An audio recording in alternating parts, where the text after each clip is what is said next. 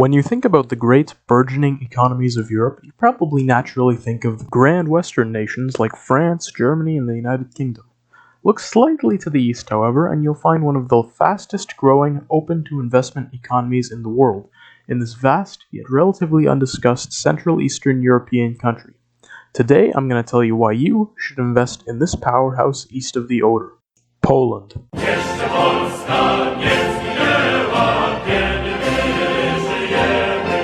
First, we'll go over the very basics. This is Poland.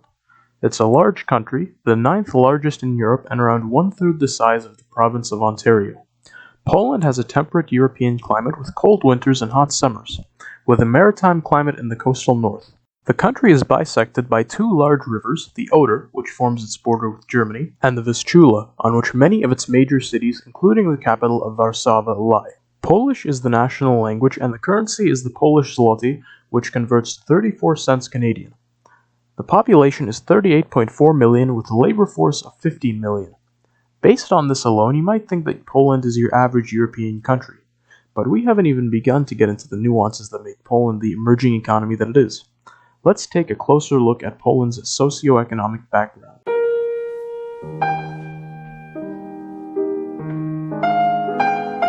One of the most important factors in Polish economic growth of the recent past is the fact that the country has only recently become open for business. The current Polish state, for the first several decades of its existence, was a communist nation under the Soviet Union, and as a result had a planned economy and limited trade prospects. However, in 1989, a new democratic constitution was put into place. The Polish Republic as it stands today is a stable parliamentary democracy, and this is in no position to change. The Polish people have bore the brunt of fascism in World War II and communism during the dictatorship, and are strongly united under the republic, this being outlined best in their patriotic national anthem, Poland has not yet perished. After Poland's democratization, the communist system was replaced with an economically liberalized market economy. This created huge investing opportunities in a market that had been untapped for decades, and foreign businesses were seeing dollar signs.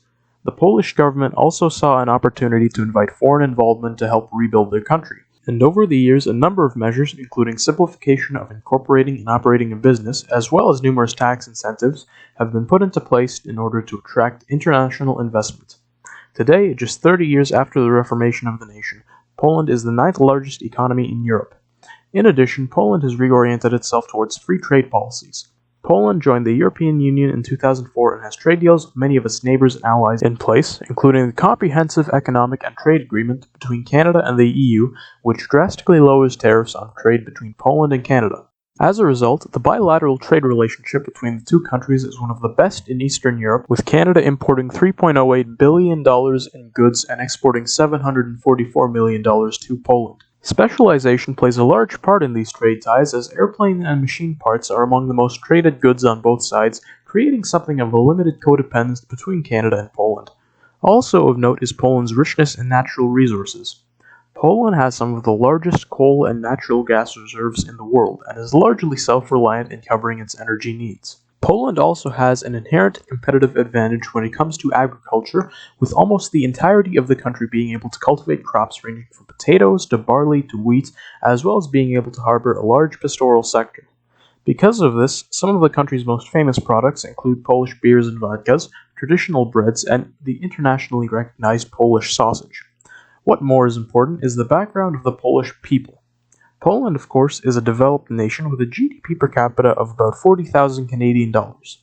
The population is almost entirely literate and is exceedingly educated, with 44% of young adults having gone through higher education, a number which is on a positive trend from 32% a decade prior.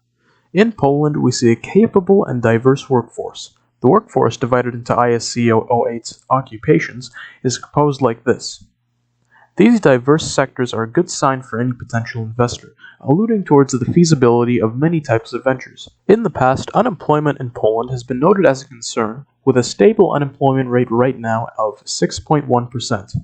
This has been made worse in recent months by the coronavirus pandemic, which has affected Poland just as it has the entire world. However, it is to be noted that the Polish economy has effectively tanked the pandemic as compared to other European nations. In the second quarter of 2020, Poland had a GDP decrease of 7.9%. Not ideal, but an alright situation as compared to the major economies of Europe such as Germany, France, and Spain, all of which had GDP decreases in the double digits. Poland is expected to see economic growth by 2021. To summarize, Poland is the new European economy on the block, rising from the ashes of communism to put into place one of the most business-friendly markets in the world, which has grown at an unprecedented rate. The trade relationship between Poland and Canada is the best in Central Eastern Europe, the workforce is widely qualified and diverse, and the economy, already one of the largest on the continent, is expected to see exponential growth into the near future. Frankly, I can't see anything but an incredible investing opportunity here, and I'm sure you, the intellectual viewer, feel the same way. So let's get you on the road to beginning your investment into Poland.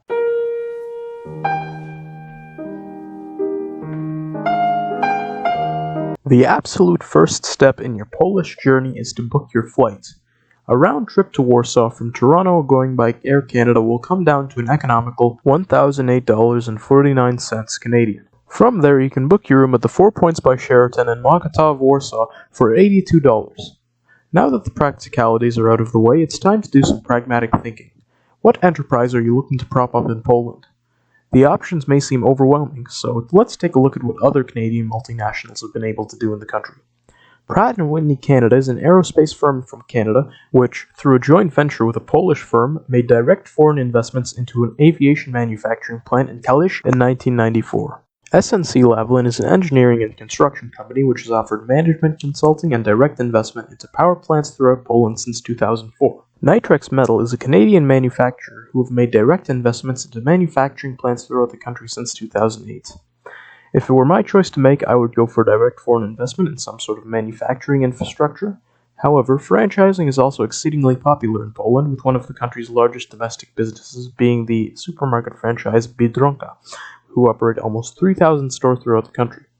Once you've made your mind about what your business is going to be, you'll have to find and account for the cost of your office space and your other basic needs. Office space in Poland is priced moderately. In any major city, you'll be able to find as much or as little office space as you need for about the same price you'd pay in Canada. For example, Hamilton May Warsaw has office space available in Mirów Krzemalna for $7,465.18 Canadian. For that price, you get 12 rooms totaling 208 meters squared of office space. From there, you'll need your standard office furniture such as desks and file cabinets, your office appliances, including a printer and copier, and your stationery, including paper and writing utensils. You also want to have internet access and phone lines, and from there you should be good to begin operating in Poland. But don't consider yourself finished yet. You still have to adapt to the Polish culture in order to conduct business and to connect with your consumer base. We'll go over Polish business practice first. Here are your dues. Handshakes and greetings are absolutely appreciated in the business culture. Your best bet for a specific greeting is Dzień dobry, which means good day in Polish. Polish people also like to have personal conversations when speaking one-on-one because of the culture of friendliness and hospitality. When it comes to group conferences, there may be periods of extended silences, and this may feel claustrophobic to someone coming from a more westernized North American culture. However, Polish people do not appreciate small talk as much, so it is better to go along with it. When it comes to taboos, your main focus should be on conveying respect towards others. The way you do this in Poland is by avoiding acting disinterested. To address another person with your hands in your pockets is considered very disrespectful, as is crossing your legs when sitting or standing up at a table when others have not finished eating, as this conveys impatience with others. Something else to avoid is controversial topics, such as politics and religion, which are cultural taboos in Poland. As it relates to the consumer, appearing culturally tone-deaf is one of the worst things you can do, as your business and products will either be ignored out of lack of appeal or mocked outright. The Slavic culture of the nation is nuanced and can be hard to understand to an outsider, particularly one living in Canada. It is vital that you bring on someone who is a local to Poland in all affairs of marketing, as they will understand the customs, traditions, and cultures of the country. The good thing about Poland's culture is that it is very consistent all throughout the country. There is no regional divide in the country as compared to the north-south or east-west divides one can point out in Canada. The multiculturalism present in Canada is also non-existent in Poland, with 96.9% of the population being made up of ethnic Poles. Poland is also a monolingual nation, using Polish as the national language, although English is acceptable to use in some business settings. Poland is also largely religiously homogeneous, with 85.9% of Poles identifying as Catholics. In terms of age demography, Poland's single largest age group is those who are 25 to 54 years of age, who make up 43.33% of the population. The next largest age groups are those 65 and older and those who are youth, from children to teenagers, respectively. Now that you know your clientele, you'll want to know how to market to them. It's largely the same as marketing in any other developed nation.